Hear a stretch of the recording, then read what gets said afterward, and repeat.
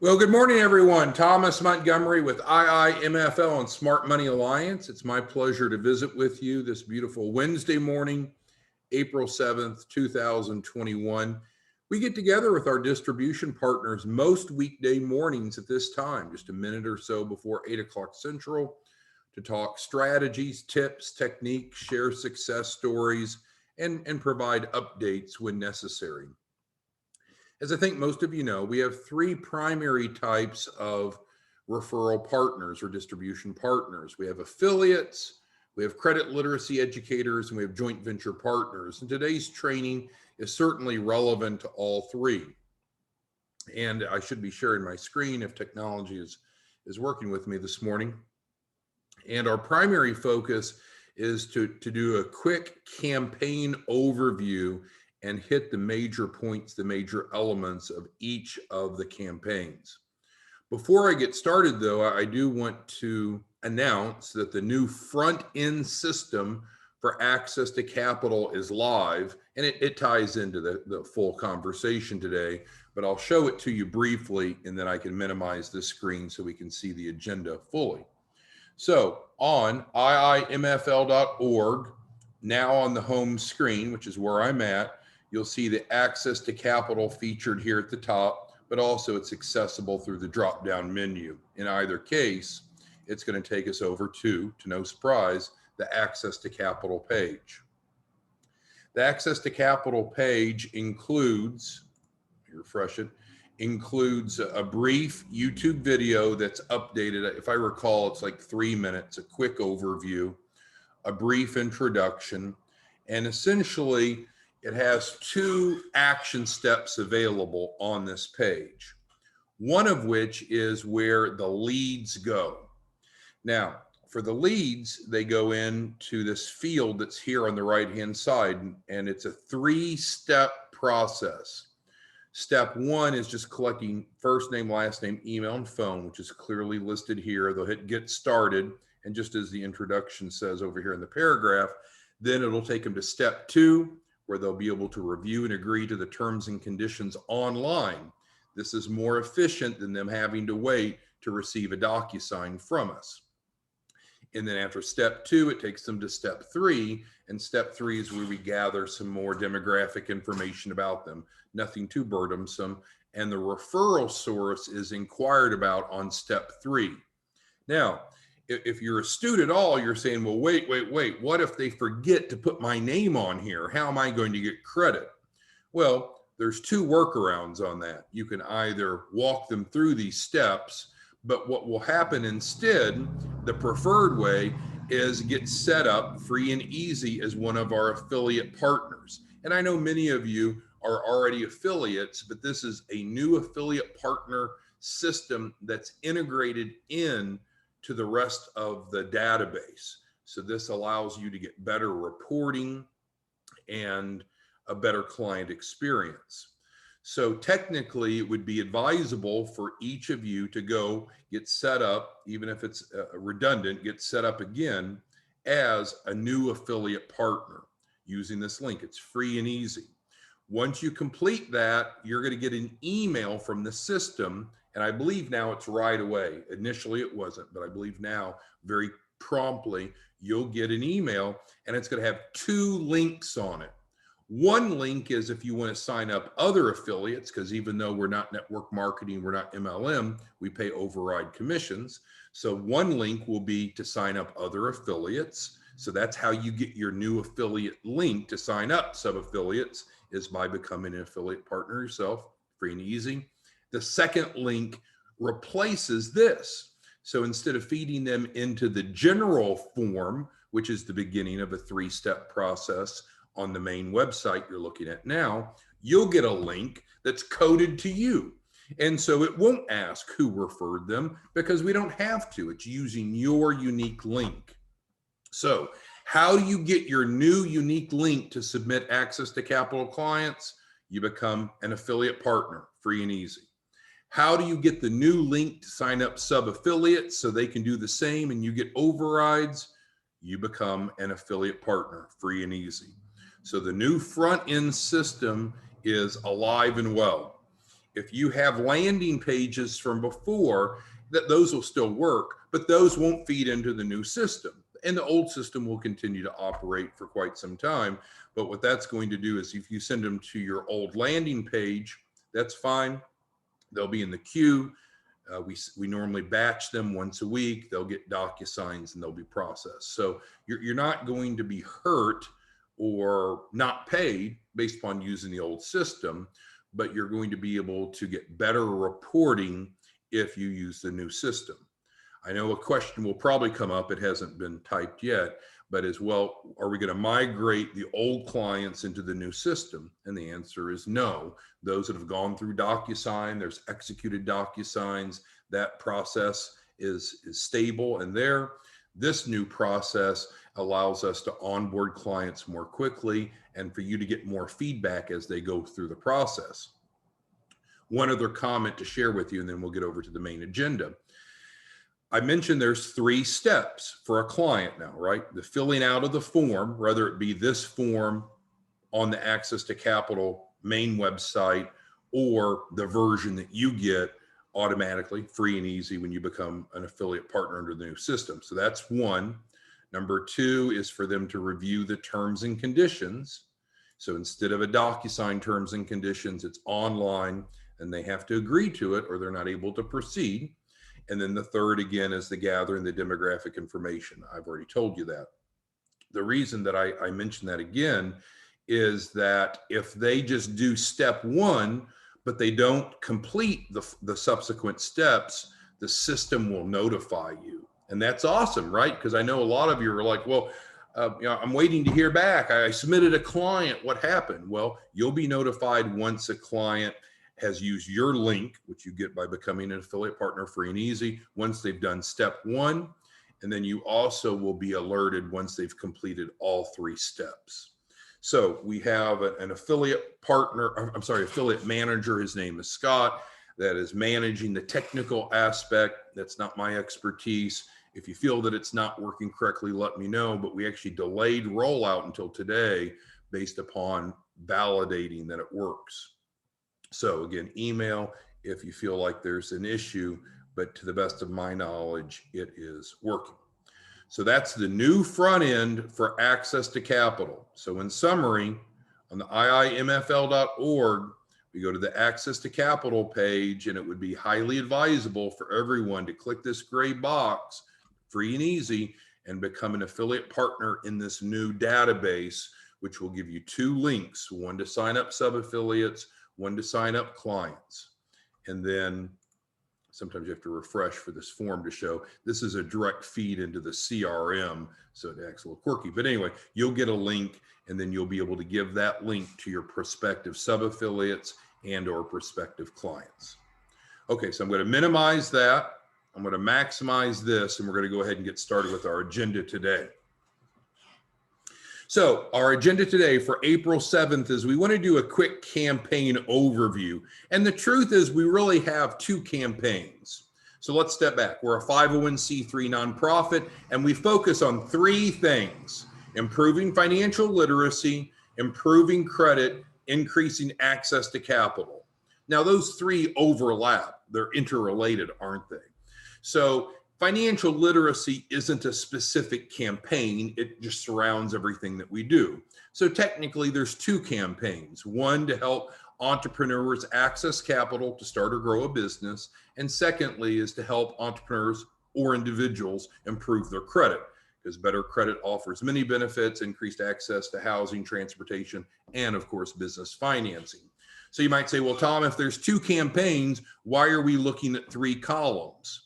Well, the reason that we have 3 columns is that we have the access to capital, the 60-day credit sweep, and then the 60-day credit sweep that is white label. All right, Anna Marie is asking me to enlarge my screen, so I don't know why it's doing that. So I'm going to stop the share, and then I'll share it again, and we'll see if that fixes it, Anna Marie. I'm sorry, I don't know what the problem was. Hopefully now you all see the full screen. That's the design, at least. Okay, so rolling forward. So we're going to look at a synopsis of each of the 3 campaigns or the variations of the 2 campaigns. Who can promote it? What is the upfront cost to the client? What is the total cost to the client? What are the earnings that you'll earn?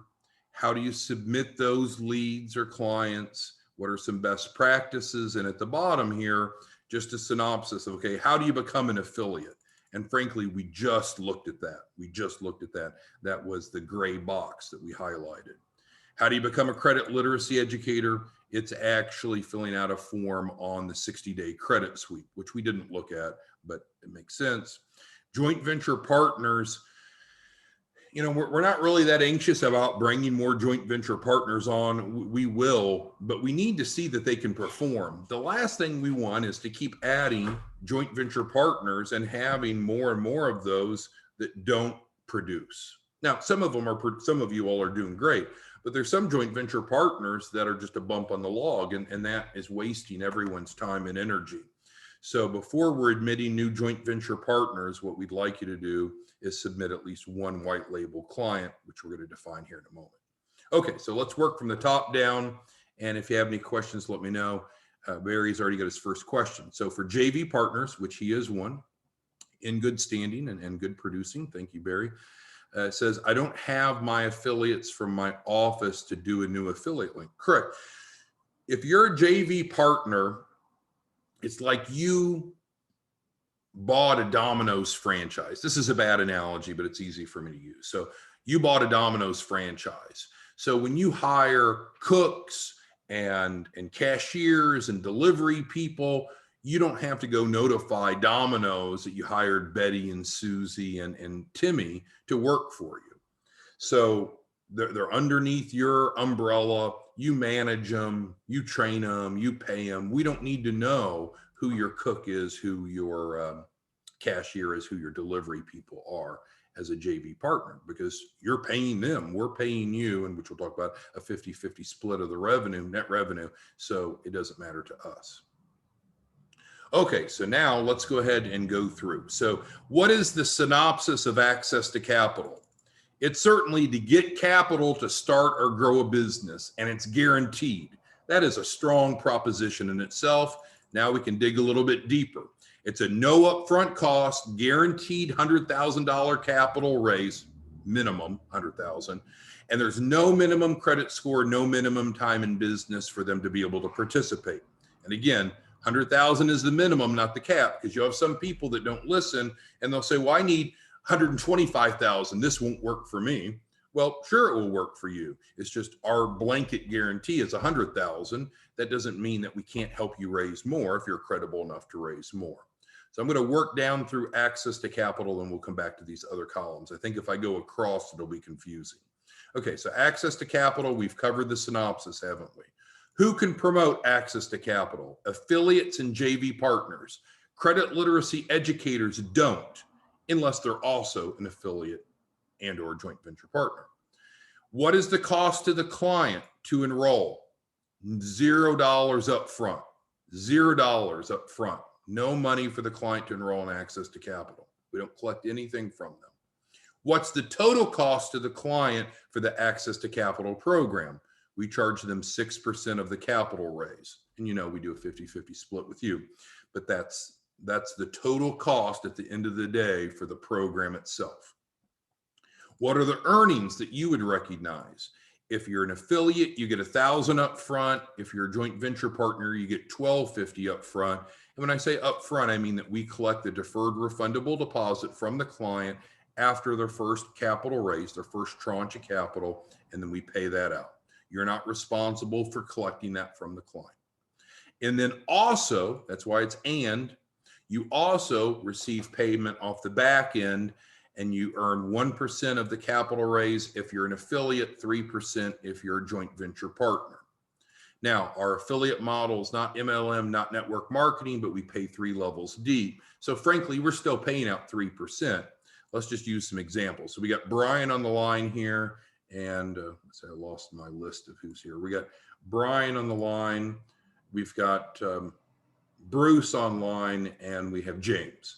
So if James brings on Bruce and Bruce brings on Brian as an affiliate, Brian will get his 1%, Bruce will get 1% override, and who did I say? James would get also 1% override. So we pay 1%, 3 levels deep. On the affiliate model, on the joint venture partner model, we're all in at 3%. And that feeds back to Barry's question. So we're paying Barry 3%. Barry can pay his people, his cook, his cashier, his delivery person, whatever he wants. We're all in by paying Barry the $12.50 and the 3%. How do you submit leads? So even if you're a joint venture partner, you also want to be set up in that affiliate partner using that gray box we just looked at a moment ago. And then once you've done that, you're going to get a unique link to submit to your prospects. So the link is going to look the same regardless if you're a joint venture partner or an affiliate. If you're a joint venture partner, then you'll mentor the client. If you're an affiliate, someone else will mentor the client. And of course, you're going to get paid more if you're a joint venture partner, sorry. All right, so what are some best practices for promotion? And this is a very summarized list, and we have these trainings and talk about lots of different things, but let's just hit some highlights. Certainly, one of the best practices is reach out to newly formed businesses, new DBAs, new sole proprietorships that have have applied for DBAs through their county, new LLCs, C Corps, S Corps, and even nonprofits. That's all public information. That is a great prospect pool. Someone has decided to form a new business, and you and I both know chances are they're going to need capital to reach their potential. We use education throughout our model, right? Financial literacy was one of our 3 things that we do. Financial literacy, improving credit, increasing access to capital. So the 27 mistakes is the curriculum that we use that can feed into access to capital. There's a different curriculum, which we'll talk about in a minute, that we use for the credit side. We've talked about this, and I don't see many of you doing it, so it's on you. But the bottom line is going out and joining official networking, formal networking groups have proven to be very, very effective. And BNI, which we have no financial relationship with, Business Networking International, it's one of the most structured, but it tends to be one of the most effective. And then, well, I shouldn't have highlighted all of it. I just can't overemphasize enough that many of you have many, many talents. A lot more talented than I am, for sure. But I know from my experience that not all of you are very effective in generating leads.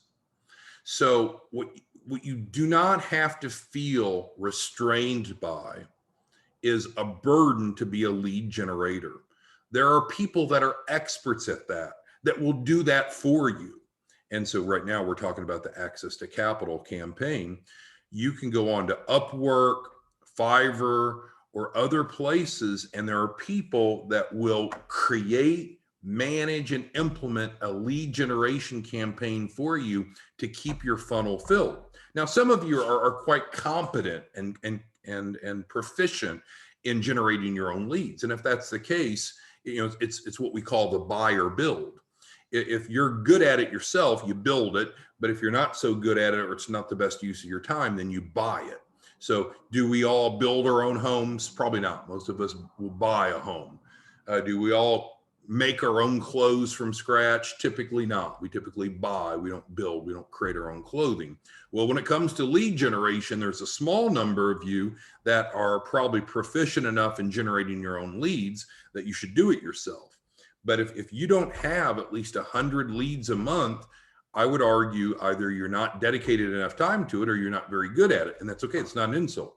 Then you should consider outsourcing that. And there are people and companies that will do the lead generation for next to nothing for you. Okay.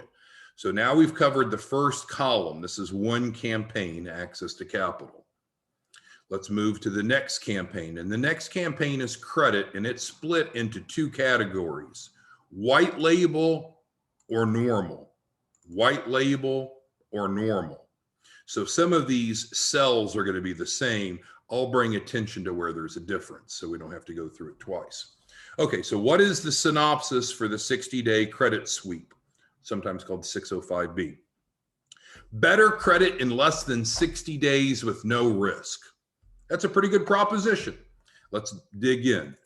Guaranteed, legal, and effective model to block, that's the specific verb used by the FTC, block applicable negative information or items in 60 days or less. Technically, it has to be 4 days or less according to the FTC, but we'll say 60 days to be conservative. We'll underpromise and overdeliver on credit reports that's consistent with the Fair Credit Reporting Act 605B.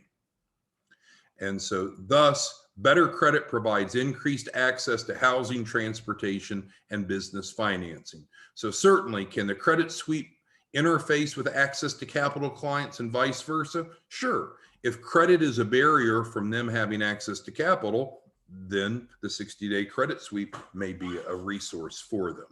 So the proposition, the synopsis is the same, whether you're selling it direct or white label. So that's the same. Who can promote the 60-day credit sweep? Credit literacy educators and JV partners in either case. Affiliates do not represent the credit sweep program. They do not promote it. They don't get paid for it. If you want to promote it, you need to either be an educator or a joint venture partner. What is the upfront cost to the client for the 60-day credit sweep? Because this is not credit repair. It is not credit repair. It is not credit repair. Instead, there is a one-time document processing fee charged to the client by the legal team that does the work. They charge $939. I get all kinds of responses. Usually, well, that seems too low. It should be more. It's more valuable than that. Well, that's the negotiated rate we have with them that they charge. If you want to charge more and make more, which we'll talk about what you make in a moment, you certainly can. And that exactly is the purpose of the white label program. You get to set your own price. So if you want to set your own price, you could make it higher or you could make it lower. Then you'd want to white label it. If you're going to go out and pitch the 60-day credit sweep directly, what we offer, then it's $939. Second is, what's the total cost to the client? Well, there is no additional cost to the client, so it's only what we've already covered. How much do you earn through the 60-day credit sweep? So through direct, the middle column, you're going to make a flat $100, which isn't bad. You don't have to sell anything. You don't have to really do anything. You just make $100 for referring someone in, assuming that they enroll. That's not a bad gig, certainly over $100 an hour, because it shouldn't take you an hour to educate someone and throw them into the funnel. Alternatively, if you're a white label, then you pick the price you charge the client, and that will determine how much you make. Most of you are making $1,000 for each client that enrolls in the 60-day credit sweep. But again, you can control that. How do you submit the deals? Well, there's a form on 60-day credit sweep. It's the same form, regardless if you're feeding someone in directly or white label. How you fill out the form will vary slightly, because you'll need to let us know if you're submitting someone that's white label, because in those cases, you've closed it, you've collected the money from them, you're sending us our portion, which is the $839, which comes from $939 minus $100, and then anything that you sold it for above $839 is your profit, right? So if you sell it for $2,000, you made approximately $1,161 profit.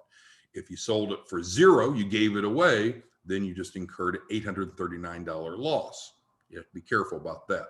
But the bottom line is, there's a form on 60-day credit sweep, which is the way that you submit in either case. It's just, if it's a white label client, you need to clarify that you referred them and that you've closed them and that you're sending us our portion. Otherwise, we'll think, oh, it's a direct lead and we need to go close them. Simple enough. What are best practices for promotion? And these are going to be the same in either of the two columns, because it's the same program, the same campaign. It's just if you're doing white label or not. So what are some best practices? Again, as we talked about a few minutes ago, If you're good at generating your own leads and your funnel's filled and you're earning as much money as you want to make, then you've got lead generation figured out. The most common breakdown that we see with many of our referral partners is they're not good at lead generation. Well, that doesn't mean that you can't be very financially successful. That means you need to focus, in our opinion, on doing those things that you're good at and allowing someone else to do things that they're better at so you can make more money. So there are lead generation sources, and we featured this on training recently, where you can get people that are looking for credit improvement for about $1 per lead. So you can buy them in batches of 10. So you spend $10 and you get 10 qualified leads for you to speak with. Every once in a while, someone say, well, I don't have any money to buy leads. And again, we're not selling leads. These are third parties through Upwork and Fiverr and so forth. I mean, if you don't have $10, let us know and we'll do a GoFundMe account for you for $10. But buying leads is not a barrier. There's not a shortage of people that have damaged credit or imperfect credit that are looking for solutions, and then you can educate them about how this works and how it's different than credit repair. It's affordable, it's effective, it's legal, it's guaranteed, it's fast. You're going to have a good number of people enroll. Plus, we can set up payment plans with them. So even if they don't have the $939 up front, that doesn't keep them from enrolling. As long as they have a minimum of $100, we'll enroll them. And then they get to actually set up their own payment plan. But moving on. Certainly, getting referrals is huge in the credit improvement space. And one of the best type of referrals you can get would be from issuers of credit that have declined credit. So banks hypothetically could send you their loan applicant declines. Car dealerships could give you the declines of people that couldn't get approved for a car loan, realtors and loan officers and so forth. So that's certainly a way to get the most motivated prospect pool, is getting people that tried to apply for some sort of credit, they got declined, and now you're pitching to them a proposed solution. Also, of course, we get a lot of referrals from current clients, but that's not what I was mentioning there. Now we have a different educational campaign on credit. It's called Credit 101. We've covered it before. It is excellent. It can be in person or online. You can teach it, or we can have someone else teach it for you. It can be as little as a half an hour. It can be a full day. We have the instructor guides, the participant guides, the PowerPoints, the train-the-trainer material. I mean, it is robust. So if you want to lead through education, which we would advocate for, it's one of the best practices, then Credit 101 is what you use over here in this campaign versus 27 Mistakes, which is used in the Access to Capital campaign. Again, networking groups are superior. We've talked about that already. Lastly, on this last bullet, and we mentioned this in the training recently, you should have about a 90% conversion rate of people that you enroll in Credit Sweep, whether it be direct or white label, that turn around and enroll in Access to Capital 1 week later. Why is that? Because let's just role play. So we've got Barry here. So let's say Barry's enrolled in the 60-day Credit Sweep, and Barry doesn't need it personally. I'm just picking on him because he's here and his name's in front of me. So I'd say, hey, Barry, thank you again for enrolling in the 60-day Credit Sweep. I see that you're onboarded. That process is well underway. Congratulations. You're going to have great credit here soon, I'm sure. I wanted to make sure that you're aware that you also now qualify for a grant subsidized program that guarantees you at least $100,000 to start or grow a business, Barry. And there's no upfront cost for that. Let's go ahead and get you plugged in today so we can be working on that concurrently while the Credit Sweep is in process. And in most cases, Barry's going to say, well, hell yeah, I'll do it. No upfront cost, guaranteed $100,000. So that's the point, is that you should consider helping your Credit Sweep clients then pivot into Access to Capital 1 week after they've enrolled. Okay, so we're going to get to Q&A because I've dumped a lot of information on you. I presume a lot of it's redundant, but maybe this format and seeing it makes it more clear. And maybe you could give me some feedback. So we got Dion and Anna Marie and April and Barry and Beatrice and Bernard and Brian and Bruce and Coach and Kwong and Greg, James, John, Joseph, several Marks, Peggy, Quentin, Robert, Sanya, Scott with 1 T, Scott 2 T, Sterling, Stephen, Tom, Will, William, and others. Does this help? Does this help seeing it broken down into 3 columns?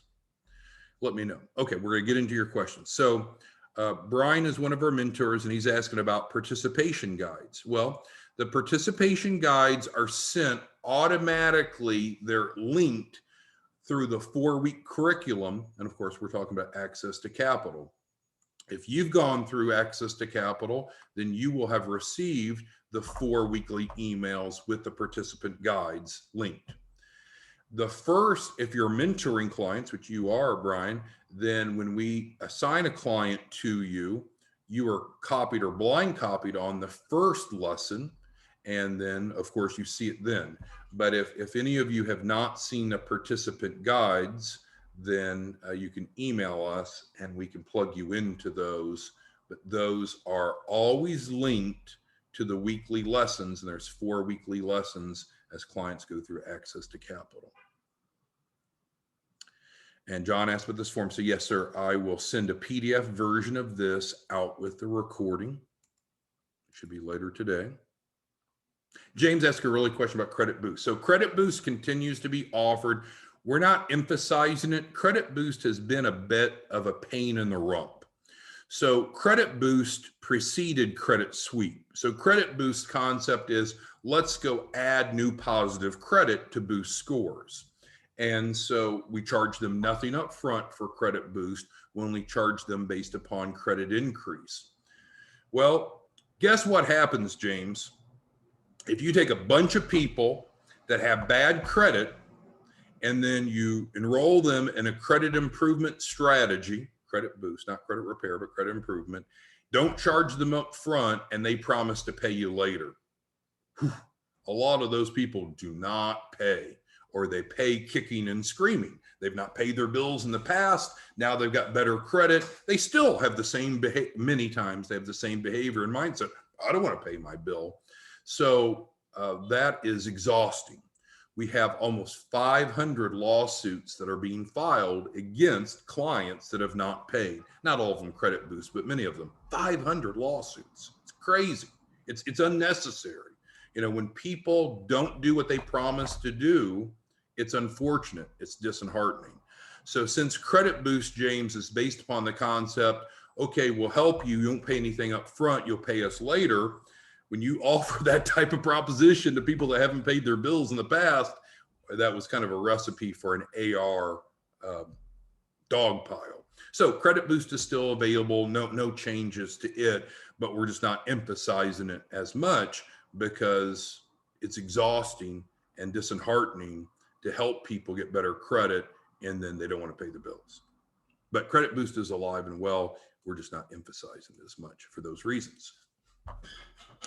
Mark asked, how long does a credit block last? And that's an interesting question because we had a question about that just text to me this morning. According to the Federal Trade Commission, it's permanent. So again, everything that we're doing is following that 130-page FTC guide that we shared with you before. And the FTC says it's permanent, that it shouldn't come back. Coach says that this helps. Thank you. Thank you, Coach. Dion says he likes how we broke this down. And yes, sir. So again, I'll send a PDF version of this out with the recording. All right, I've got a couple more questions and we'll wrap it up unless there's some more questions. All right, Barry asks, credit literacy educators, do they sign up under the old post-to-fill? Okay, so how do credit literacy educators sign up? Right here. There's an inquiry form on the career page of 60-day credit sweep. So that's how credit literacy educators sign up, right there, right there. Now, if you've already signed up some other way, that's fine. You already signed up. So credit literacy educators don't need to re-sign up. If you're on board, you're on board. Perfect. Affiliates need, we believe, to re-sign up using that new gray box because that's going to allow you to get better reporting and it's going to allow the clients that you submit through that link to proceed more quickly. So even if you're already an affiliate, I would re-sign up as an affiliate. If you're a credit literacy educator already, I would encourage you sign up under the new affiliate portal. It's free and easy. If you're a joint venture partner already, I would encourage you go to the new affiliate portal, the gray box, and sign up, because you can wear multiple hats, and it's the affiliate portal that allows you to be in the feedback of communication as the client progresses. That's the database.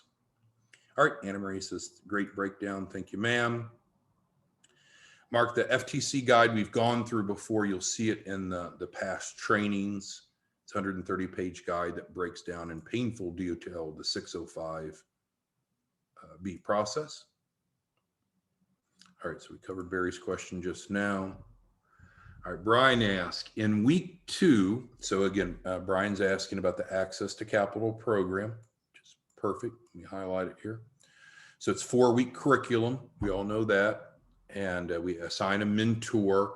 The mentor is paid $100 an hour to mentor orphan clients and guide them through that process. The joint venture partners are setting up the key person policies, which serves as part of the collateral for the loan package. So that's all good. But Brian's asking, in week 2, is the client's offered funding? Oh, okay. So access to capital, our goal now, and we've covered this a fair amount, is we want to get them their FTF, first tranche financing, between weeks 2 and 3. Why? Because at that point, we have enough data to make recommendations of where their first tranche, first round of funding could come from. Because by then, we have their profile, we have their personal financial statement, and we have their self-credit pull.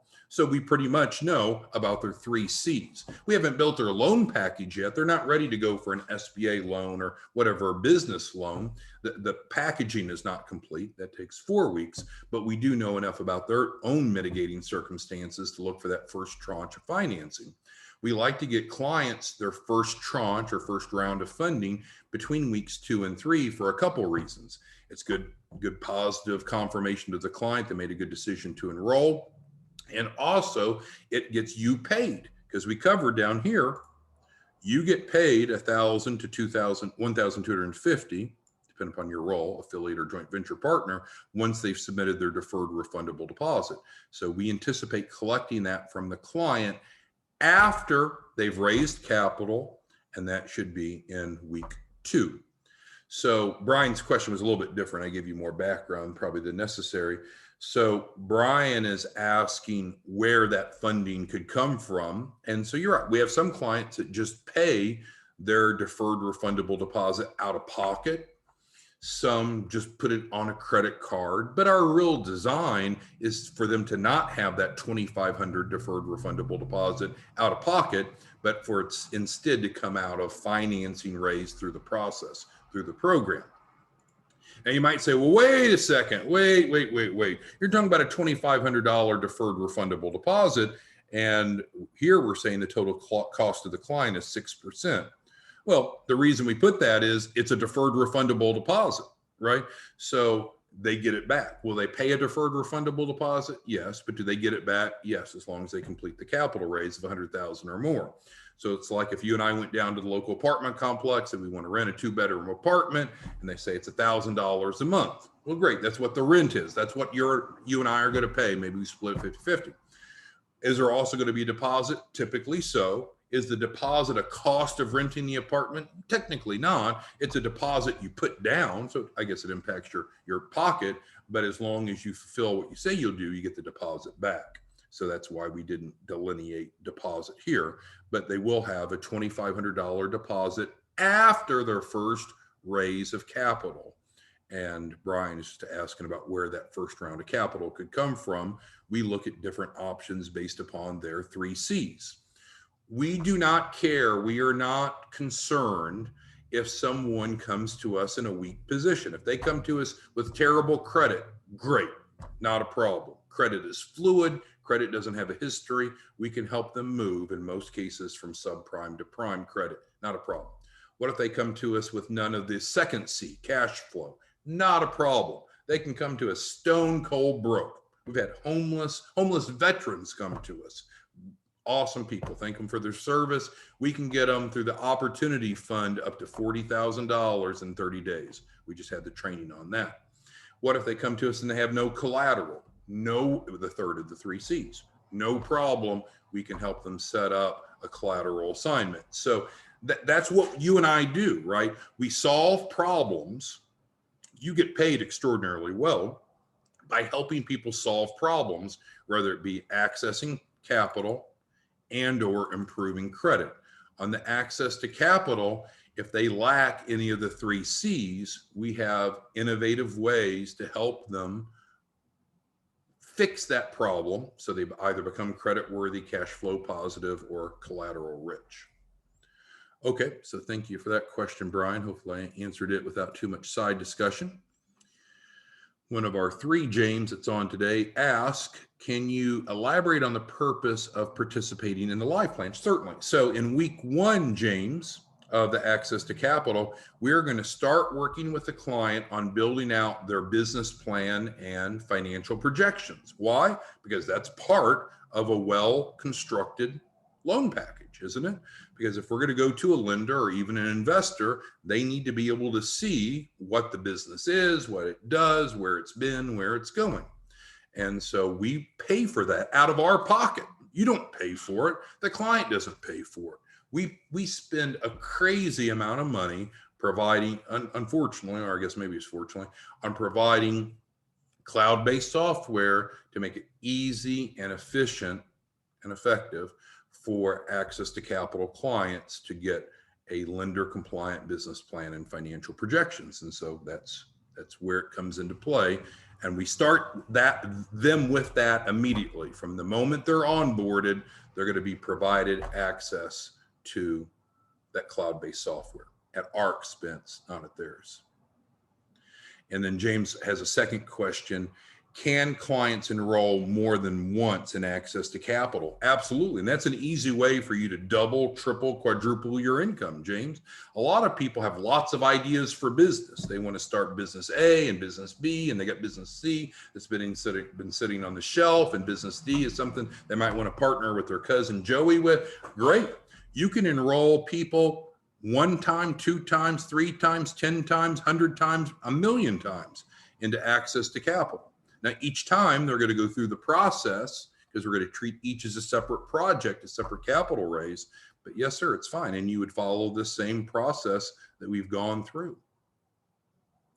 So we're going to guarantee them a minimum of $100,000 capital raise on every time they enroll. And I think James is seeing kind of a loophole here. So if the client wants a guaranteed $1 million, not 100,000, could they enroll 10 times? Yes, James, they could. We're still guaranteeing just 100,000 per project, but we're on the hook to get them 100,000 per. So that is a smart way. I'm not suggesting James is trying to be devious, but that's a smart way to take the same client and double his income, right? Because now he's not making 1,000 to 1,250 from that client up front. He's making that times 2, times 3, times 4, times 10, whatever, however many times he wants them to enroll. That is smart, James. All right, any other questions on what we covered? I'll summarize, and you can type in any questions you want. So on our today's training, we went through a campaign overview. There's really only 2 campaigns. One to help access capital to start or grow a business. That is this column. And then the second is to improve credit. And that composes both column 2 and column 3. The 60-day credit sweep is the same project or the same campaign. The difference is, do you want to sell it direct or do you want to white label it? White label is the same as private label, or maybe another way to describe it is where you pitch it as your own. So they don't see our name or our logo. It's like a private version.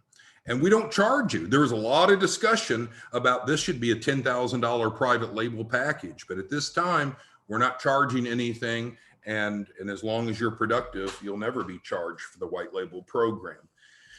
For those of you that decide, oh, I don't want to do white label now, maybe I'll do it later. It may not be free to start it later, but for any of you that want to partake in it now, you'll be grandfathered in. So with that being said, I will send out this recording. It'll be on our YouTube channel. And also at the bottom, we clarified how to get plugged in as a distribution partner, how to become an affiliate. Once you've become an affiliate, you can sign up sub-affiliates. It's free and easy for you and for them. Then you get overrides, how to become a credit literacy educator. It's a different resource site. And if you want to be one of the leadership team, highest earnings, free trips, so forth, as a joint venture partner, we need to see some performance first. We're frankly tired of bringing people on that talk a good game, and some of our joint venture partners seem unwilling or incapable to actually help any clients. And so it becomes a tremendous waste of time for all of us. So before we ask people to come in to be a joint venture partner, we ask them to demonstrate the ability at least, and it could even be for themselves, to do at least one white label transaction. So with that being said, I will send out the recording. I'll send out a PDF version of this, and really the ball's in your court, right? You have the ability without question to earn $10,000 a week. Some of you are doing it, some of you aren't. There's no doubt. If you want to earn an adult income, make a lot of money, help a lot of people, this technique, these strategies, these campaigns will certainly do it. But ultimately, it's up to you. Either you implement or you don't. Thanks, everyone. We'll see you back tomorrow morning. Bye-bye.